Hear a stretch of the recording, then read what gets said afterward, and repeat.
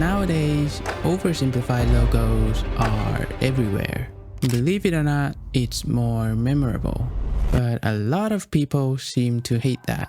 And a bunch of videos out there are trying to recomplicate it back to make it better. So I'm thinking, instead of overcomplicating the logo, what if we take this and over-animated it to turn it into this? Obviously, we're not gonna do it that easy way, like dissolve or fade.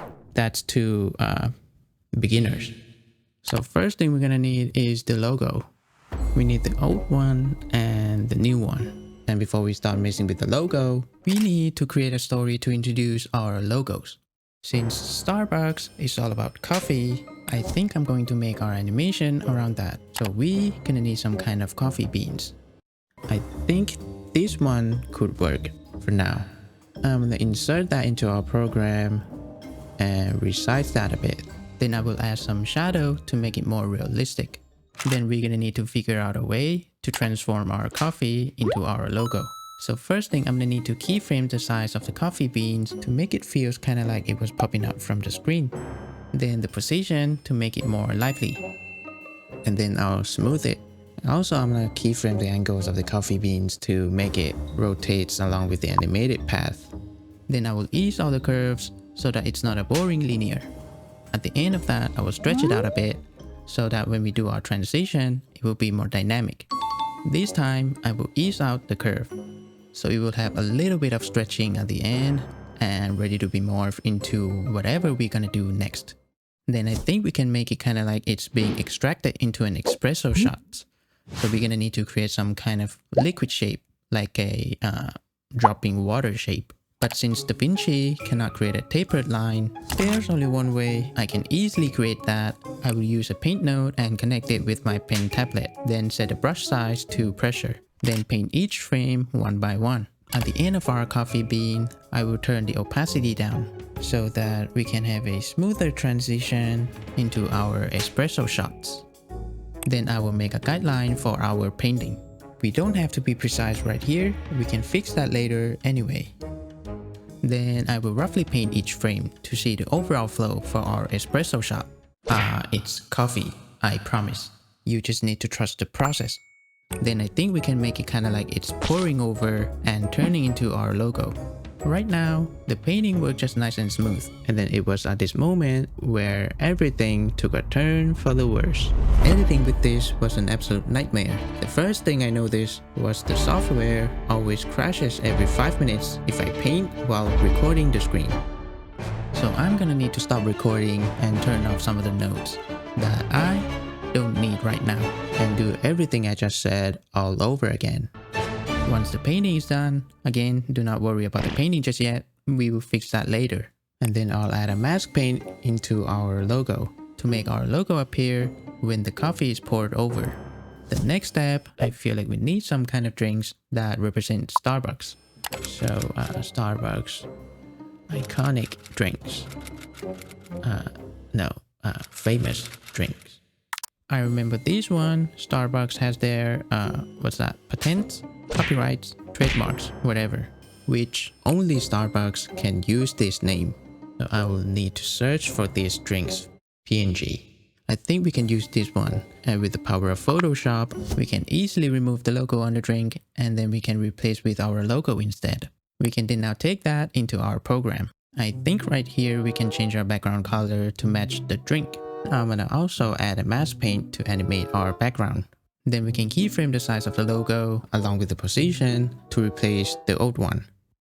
Now no one's gonna be able to tell that we just changed the logo and then are easing the curve to make it smoother. Right now it should work pretty smoothly. But it was at this point where I was very quickly met with a bigger problem. The shape of our new logo has nothing near the shape of our drink, so I have to figure out a way to transition our drink into the new logo. So I'm thinking about what if we animate our drink to make it kind of like squeezed and suddenly splash into our new logo.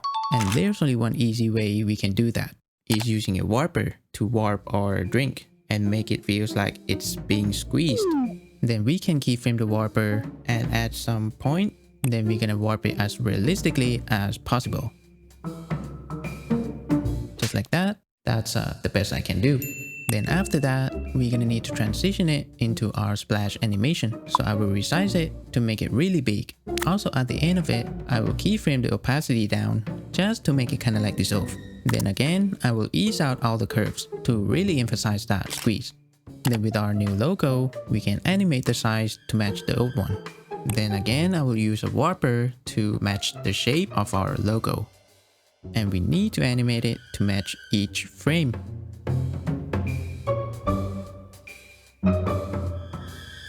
And then the last couple of frames, I'll resize that up, I'll make it bigger, then I'll add another warper to really exaggerate that and make it feels like it was popping out from the old one.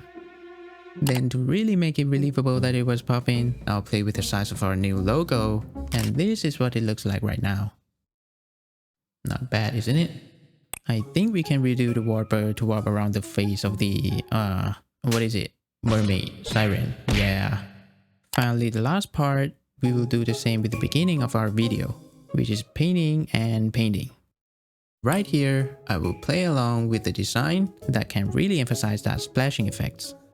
I spent over 3 hours painting again and again, but none of them really worked. But then I realized, why don't I just find some design reference and use them for our splashing effects? So, 2D splashing effects.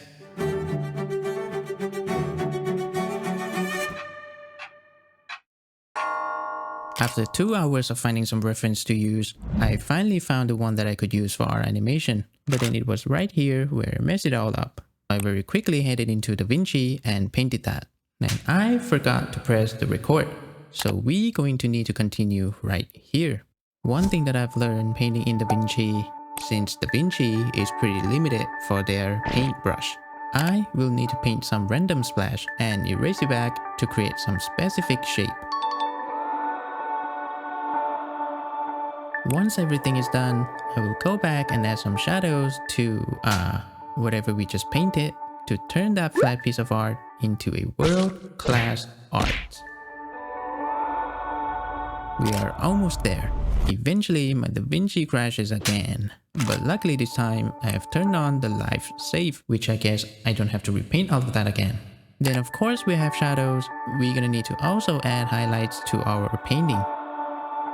With the same technique, I will paint some highlights into it, then erase it back to make the shape that I want.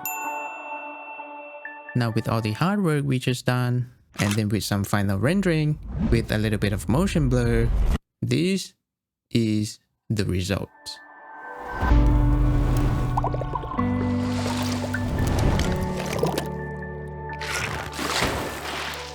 Now please subscribe, and the end of the class.